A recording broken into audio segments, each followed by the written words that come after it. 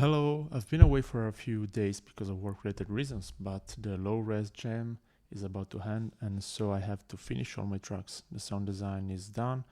I will have to do one game over theme after this boss theme that I've done today, and then I will be mixing, which will be the hardest part. So, if you've seen the previous videos, you might notice that the pattern here, the instruments, is always the same. And that's because, first of all, I wanted to keep consistency, and second, I don't have that much time to work on this, so I cannot reinvent the wheel every time. Maybe I'm also a bit lazy, but that's another issue. But still, I did some changes to the instruments, and of course the part that they are playing is completely different from the other tracks. So let's look at how I took these same instruments and made a boss theme. The first thing that I did was increasing the BPM of the track so that it's faster and it adds more pressure to the player. And the first thing that I did with this higher BPM is of course creating the percussive pattern, which sounds like this. You see it has just the snare and the close that, which are the low note for the snare and high one for the hi-hat.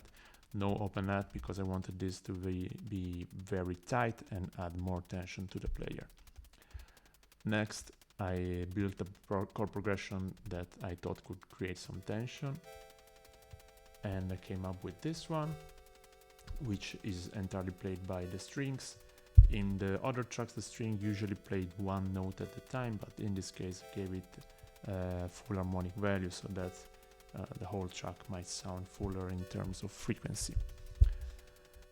Once the chord progression was laid out, I came up with the bass part. It's fairly simple. It mostly follows the root note. That's easy, that's simple, and I think in this case it works. And it plays 8 notes. Most of the times when I make tracks that in my head are like boss fight tracks, I might even go for 16th note with the bass, but now with the percussive part is so tight that I thought that it could be just too much to have everything happening so fast. So in this case, having it simpler was a more effective choice. And the same happened with the melody, because I actually did it once yesterday, but I was not satisfied at all. And the reason was that it was too boring and then at the same time too complex. And when it's like that, I usually simplify it, and the result is always much better. When something is just too complicated, I just take something away and it gets better. And so here I did something very simple.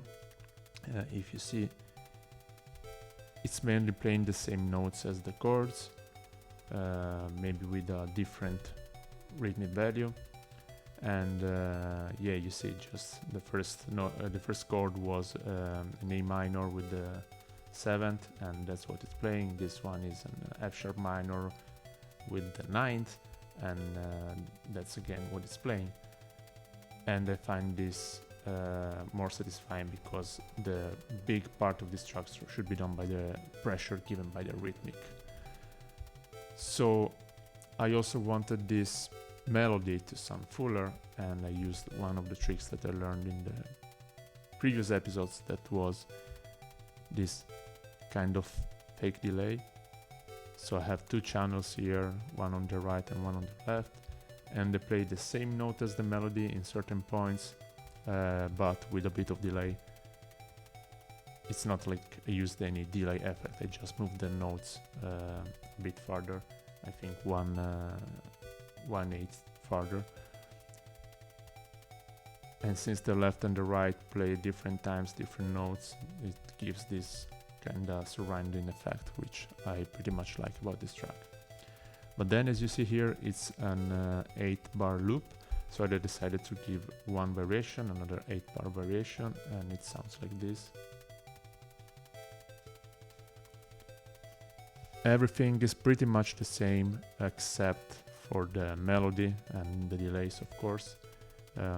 It's simple again here, still playing the notes of the chord, and it's kind of doing it in reverse compared to the main part. So the main part is played twice, then you go to this one once, and then go back to the main part, hoping that's enough variation for this game. which is kind of simple. So I hope a simple soundtrack will fit. That's all. Thank you for listening again.